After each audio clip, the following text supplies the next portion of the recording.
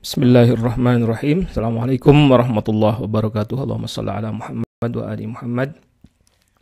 Selamat berjumpa kembali di seri mata kuliah sejarah pemikiran tasawuf di Nusantara, dan pada kesempatan kali ini kita akan membahas pemikiran tasawuf dari Wali Songo. Kita pertama-tama melihat apa yang disebut dengan Wali Songo. Wali Songo memiliki makna 9 wali.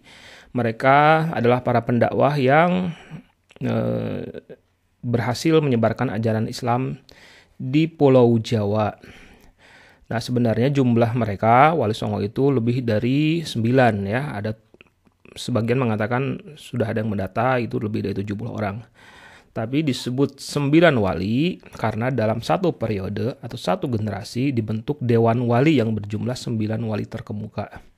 Dan mereka melakukan pertemuan secara rutin membicarakan masalah-masalah dakwah. Dan ini gambarannya seperti gini. Dalam satu periode ada 9 orang gitu yang disebut sebagai wali. Satu di antaranya misalnya ada yang meninggal, ada yang, atau misalnya kadang ada kasus-kasus kemudian itu dikeluarkan, itu akan digantikan oleh wali yang lainnya. Nah, angka 9 itu sendiri kemungkinan besar itu mengambil dari ajaran Ibnu Arabi. Jadi ada beberapa teori, tapi teori yang paling banyak dikemukakan kenapa kok 9 itu angka 9 itu munculnya dari ajaran Ibnu Arabi tentang 9 tingkatan wali. Ada yang disebut dengan wali atab atau kutub, ada wali a'immah, ada wali autad, wali abdal, wali nuqaba, wali nujaba, wali hawariyun, wali rajabiyun, dan ada wali khatam. Semuanya adalah para kekasih Allah, namun berada dalam maqam yang berbeda-beda. Kita tidak akan membahas masalah itu lebih jauh, kita hanya melihat ini dari sisi sejarahnya, kenapa kok disebut, kenapa yang diambil adalah angka 9. Dari sekitar 70 atau lebih Wali Songo itu ada 9 wali yang paling terkenal. Jadi Wali Songo itu kan sebenarnya bukan hanya 9 wali itu, tapi 9 wali itu yang nama-nama ini adalah nama-nama yang paling terkenal. Tapi mereka itu berasal dari generasi yang berbeda-beda. Kita lihat dari yang pertama adalah ini yang berada di Cirebon, ada Sunan Gunung Jati. Kemudian yang ada di berikutnya adalah di Demak ada Sunan Kalijaga.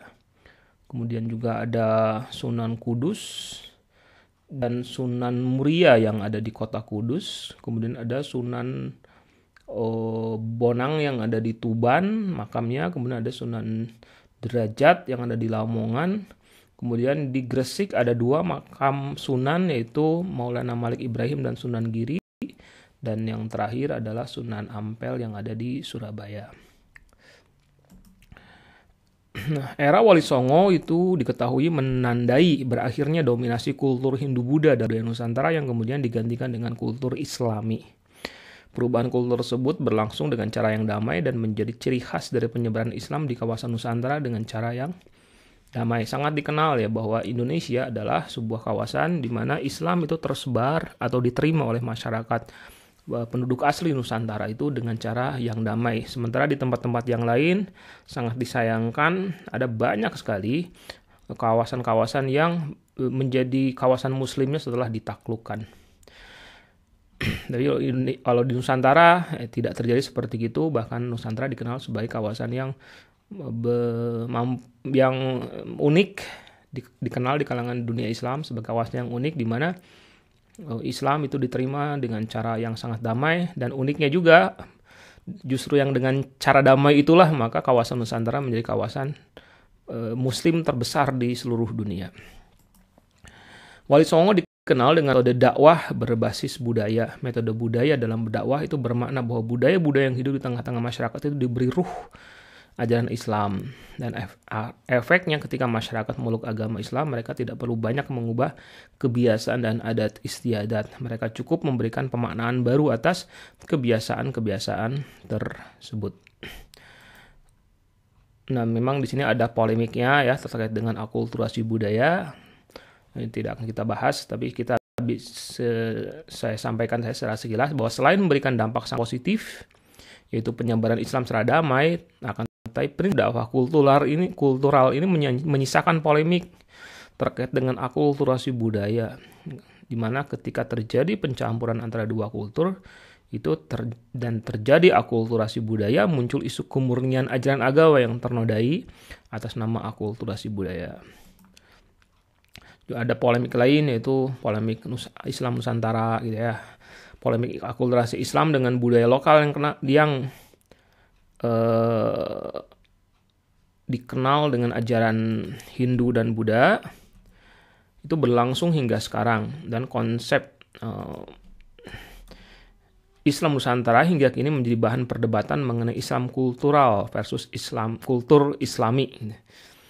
Ini juga tidak akan kita bahas, hanya kita singgung saja bahwa ini permasalahan polemik untuk Islam Nusantara ini sebenarnya itu bisa kembali kepada polemik atau kritikan yang dialamatkannya itu kepada para pendakwah Islam di zaman dulu, khususnya Wali Songo yang saat ini sedang kita bahas. Kemudian salah satu warisan ajaran Wali Songo adalah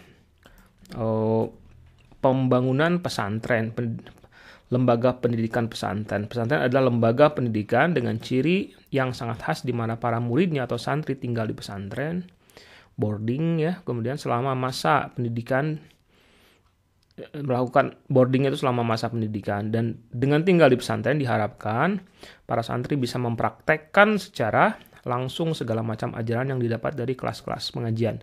Ini juga nanti akan kita bahas ya di akhir, yang paling intinya yaitu terkait dengan ajaran tasawuf pemikiran tasawuf yang disebarkan oleh Wali Songo. Ini salah satu di antaranya dipraktekkannya itu dalam bentuk pembangunan pesantren-pesantren itu. Kalau kita lihat sekarang ini sangat banyak sekali pesantren-pesantren di seluruh Indonesia, ada puluhan ribu jumlahnya. Itu pelopornya adalah Wali Songo, dan itu berasal dari prinsip tasawuf yang dipegang oleh Wali Songo. Dan ini juga ada hubungannya terkait dengan pesantren dengan prinsip-prinsip tasawuf itu muncul dari sistem mata rantai ilmu dan hikmah. Hal unik lainnya dalam sistem pendidikan pesantren adalah sistem mata rantai pemerolehan ilmu yang harus jelas dalam proses belajar mengajar. Seorang santri harus punya ijazah atau pernyataan dari kiainya bahwa ia sudah menguasai ilmu tertentu dan dianggap layak mengajarkannya kembali kepada santri lain. Kiai pun harus orang yang punya ijazah dari gurunya dahulu saat menyantri. Nah, prinsip ini melahirkan keterjaminan ilmu yang disampaikan secara berantai. Kemudian berikutnya lagi ya, lembaga pesantren juga punya tak luput dari kritikan dan polemik. Walaupun ini juga sebenarnya nanti akan kita lihat itu sebenarnya masalah polemik terkait dengan pesantren ini, kritikannya ini sebenarnya ada dasarnya gitu, ada sesuatu yang ada hubungannya dengan permasalahan pemikiran tasawuf yang disebarkan oleh Wali Songo.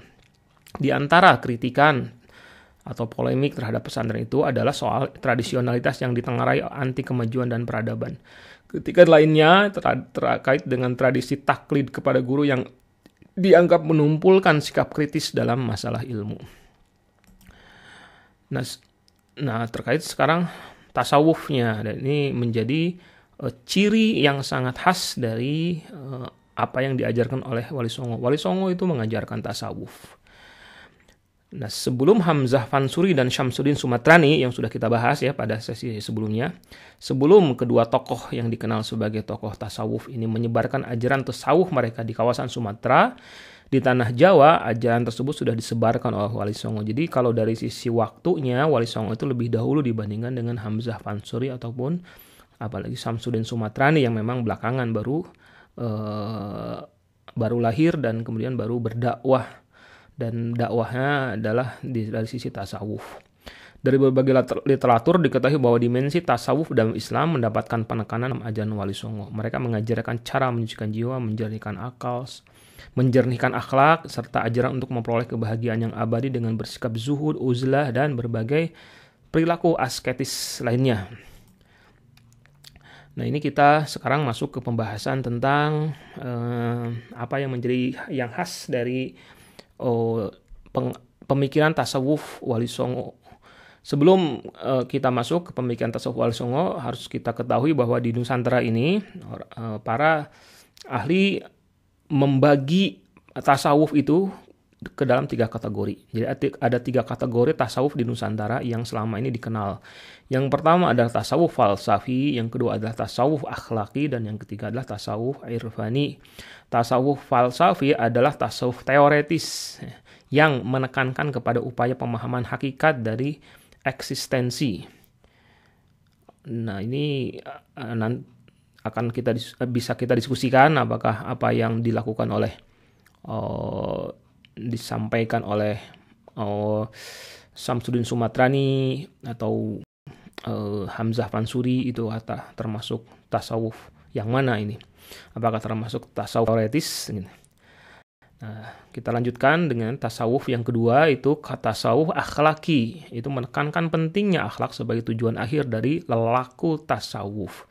Sedangkan tasawuf irfani menekankan pemahaman tentang perjalanan spiritual manusia yang berasal dari Tuhan dan akan kembali bertemu dengan Tuhan.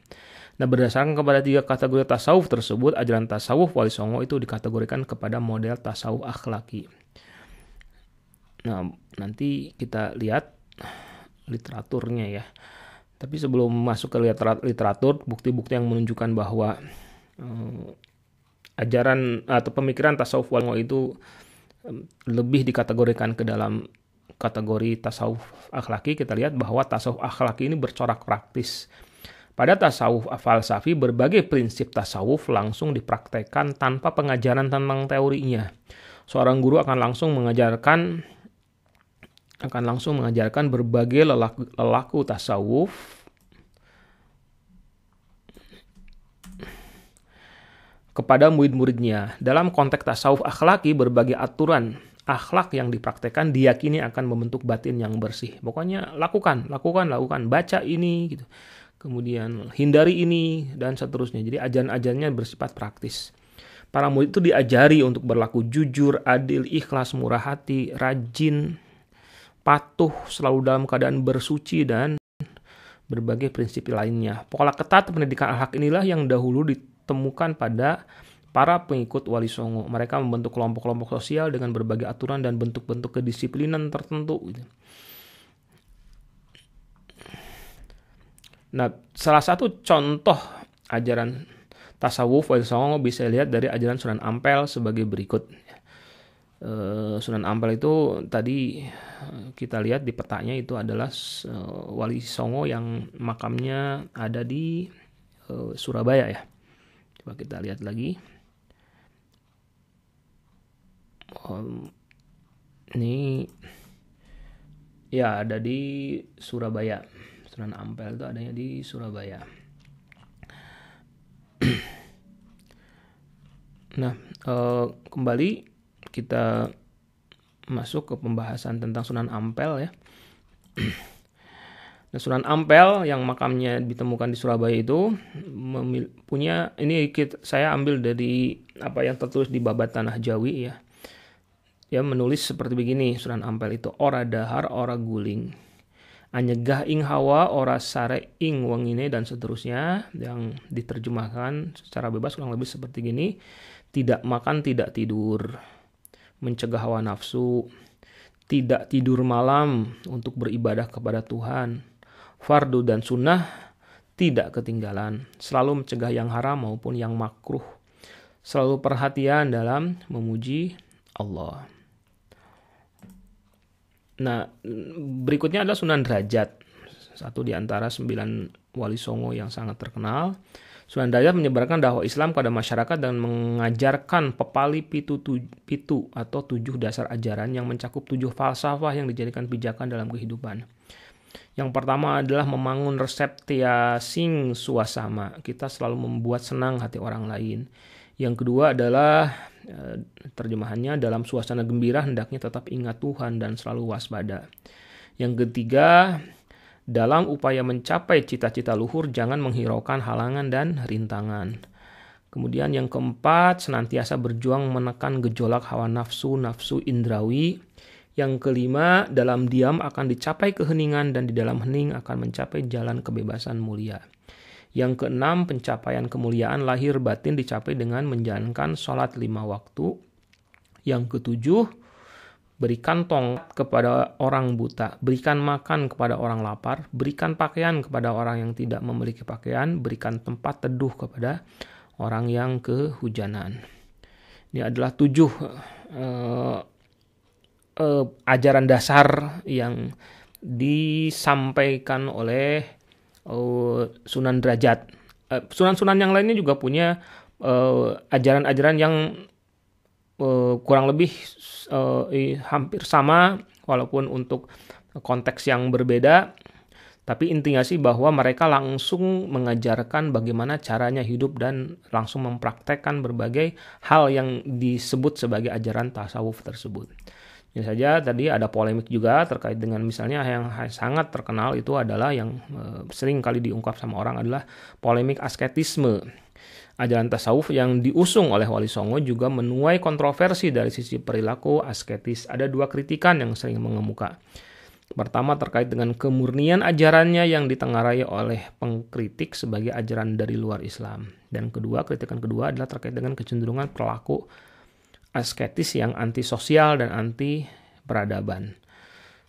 Nah ini adalah ajaran dari tasawuf Wali Songo dengan kritikan yang ditujukan kepada ajaran-ajaran tersebut. Itu saja. Assalamualaikum warahmatullahi wabarakatuh.